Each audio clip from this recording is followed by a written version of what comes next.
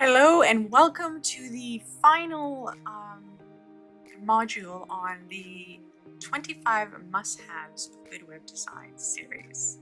I'm KLaude Furlong and I own a web development and mobile development agency in Guelph called KLaude Furlong Consulting. Part 4 is going to be focusing on conversion. So basically, now that you know how to drive traffic to your website, what great content to use on your website, the next step that you want to do is convert that visitor into a potential prospect and hopefully a paying customer. So you don't want them leaving without providing some information. So most of us, every marketer will always tell you that the golden griddle, or what we are always aiming for, is to get an email address from a visitor. It's important because then you can continue nurturing them through email marketing and continue speaking to them about your business and about providing them educational platforms and web series like this that will hopefully help them to convert from prospect to customer. It acts as a great way to collect their information. Now there's, of course, calls to action are very, very important. So anything that tells the prospect the next step.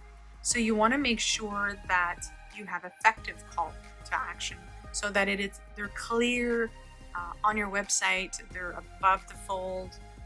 You can have some, below the fold and all through your content, but you always need to have a call to action on every single page of your website, and to make sure that they're very easily discernible. So you make them bigger and bolder than your regular text.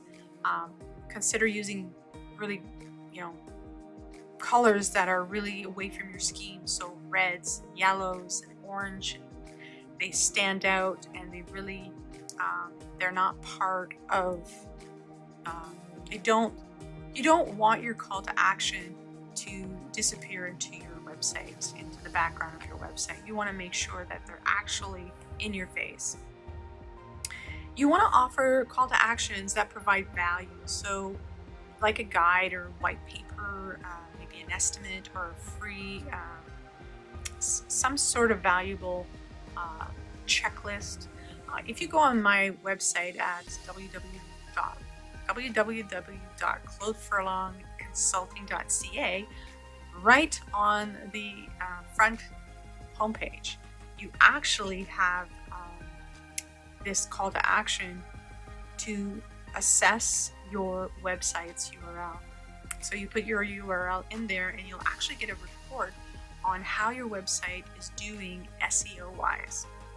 It's a free thing that I offer every prospect, but you have to put in your email address, which you then get a full report, but then I get the email address as well. So if I want to contact these people afterwards and ask them if they understood the report, or if they want to schedule, a free 20-minute consult to discuss the report and see what we can do to help them. So it's a great way to offer a lot of value to my prospect and also get their email address. So you may want to make sure that, again, if I'm going to go with the dog grooming thing again, so perhaps how to take care of your dog's fur or coat during the winter. So I have a checklist, what to do to winterize your poodle, right? So I put that right front and center, and it's a call to action. Get your checklist now, or your e-guide or something like that, and it gives value to your client right away, and it shows them that you have an authority or credibility in that industry. And again, it will give you a chance to be able to get their email address in that. So you want to do that.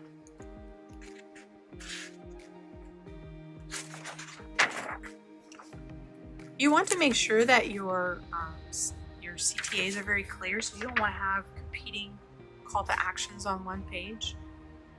Each page should have a clear call to action, and like I said, it shouldn't be competing with one another. So you can't have a learn more about this and then download that. It gets too confusing. Keep it to one per page. You want to make sure, like we said, that your CTA is above the fold on the home page. You can have below and above, but some studies do suggest that placing the CTA to the right of the page works better because of the way that people read. We read right to left, which I found that out when I took a speed reading course. I really thought that it was like this, but it's the other way around. So when people get to a website, the first thing they do is look at the right-hand corner of the website. Go figure. Now you can also use additional call to actions on thank you pages. So, for example, you have a landing page like I have, and maybe you have an ebook, like we said, about dog grooming, and the person's. So you have this form that says, input your email for easy download of our new dog grooming ebook. So the person puts their name, clicks the download button, and then they get a thank you page saying, thank you for downloading our ebook button, our ebook. Please click here to download, and it's a PDF. Now you can have another CTA for, let's say, you have for more information on our dog grooming services, or to subscribe to our blah blah blah, or maybe another coupon or something like that. You click there, or maybe you say you want to book your next dog grooming or want to be in the waiting list. Click here. Again, it's an additional call to action that brings them closer to actually buying something from you.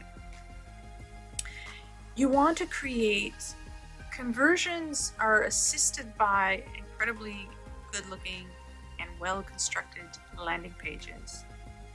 And again, your landing page should consist of different elements, and they should, have the headline, the subheadline. They should have a brief description of the service that you're adding.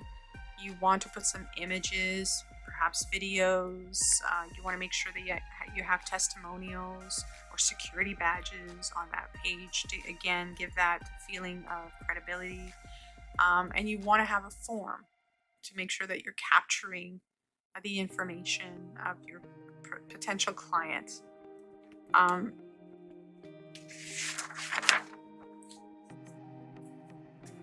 You want to keep, if you're creating a landing page for a particular service, you want to make sure that it doesn't have the top menu of your website, so that it's easy to it's easy to put a focus on the call to action for that page, that landing page. And you have a home button, and you eliminate the rest of those buttons so that your client stays there. Again, you want to make it easy for them to understand what you're trying to convert for them. Lead them through the journey easily so they don't have to think too much. Make it very, very clear. Reduce the friction of reading. Put bullet points. Make it very simple for them to understand what you're offering, why you're offering it, what makes you the best offer, and what is going to happen once they'll click the button. Another thing about conversion is forms. Forms are extremely important. MailChimp is one of the email marketing platforms that I use because it's very simplistic. It's free for most people under 2,000 subscribers. So it's a good way to get into email marketing. It's got a great workflow sequencing automation that's easy to set up. So what I usually do is I create forms in MailChimp for my clients, and I embed those forms into certain pages on their website. And when people actually subscribe or fill out those forms, they fall into a very segmented list on MailChimp. And by knowing or naming those forms adequately, I understand who's doing what, and I can actually create a sequencing automated emails for that specific target. To give you an example of that, so let's say we're again dog grooming. Maybe they have services that are, maybe they have dog grooming, they have photography, they offer photography, and they offer training for dogs. So those are the 3 services on that website, as an example. And on each of those web pages that are offering these different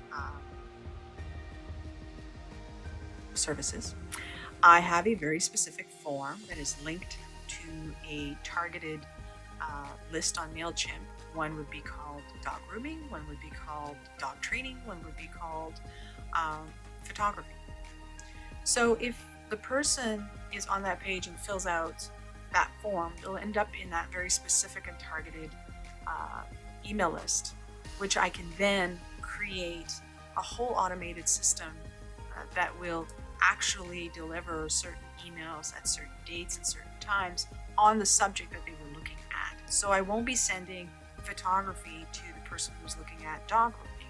I may, as a sort of an additional information at some point, did you know that we do, that we actually also provide photography? But for the person who's actually looking at photography, I would talk about, how to photograph how we proceed with photography and what we do and how we, get the puppies ready and all those things. And again, nurturing that specific content that they were looking at through my email marketing. So again, forms are great to be able to segment your targeting. So it's very important that you only ask one question per form. So avoid having a form that takes 10 minutes to fill out. You want either the person's name and email, either the person's name, email, and if you're location based, you maybe want to add city and town or province or those things, but keep it short and sweet.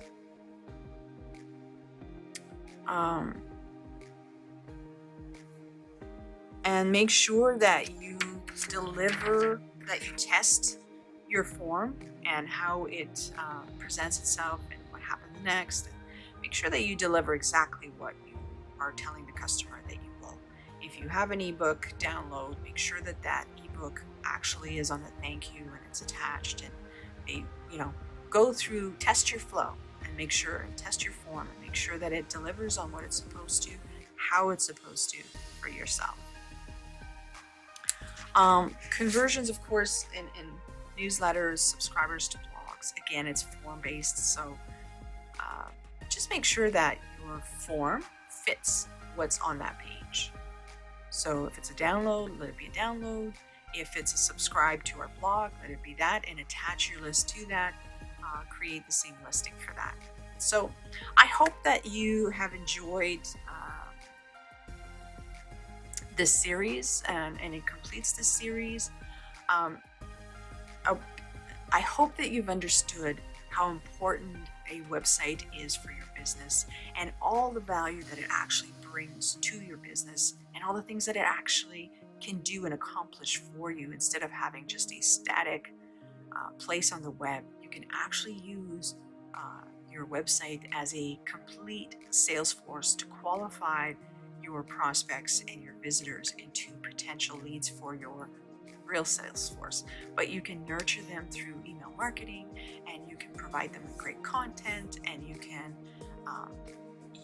your website can be a great representation of who you are as a business when you're not around, and it's there 24/7, 365 days a year. So make sure that it actually works and converts for you. Make sure that your strategy includes the integration of SEO and social media and blogging and content marketing and landing pages and call to actions, so that the pages will drive traffic, leads, and sales. It's important that you understand that your website should be working for you, should not be a static entity, and it should be creating leads, prospects for you all the time. And it should be a great place for you to use and send traffic to, and your prospects should get the information that they need quickly. So I hope you enjoyed this, and I'm going to do more of these series because I think they're really valuable for the people out there. And if you have any questions or you want any advice or consulting, please visit us at www.KLaudeFurlongConsulting.ca. It'll be my extreme pleasure to be able to help you optimize your online presence for your business. Take care and see you soon.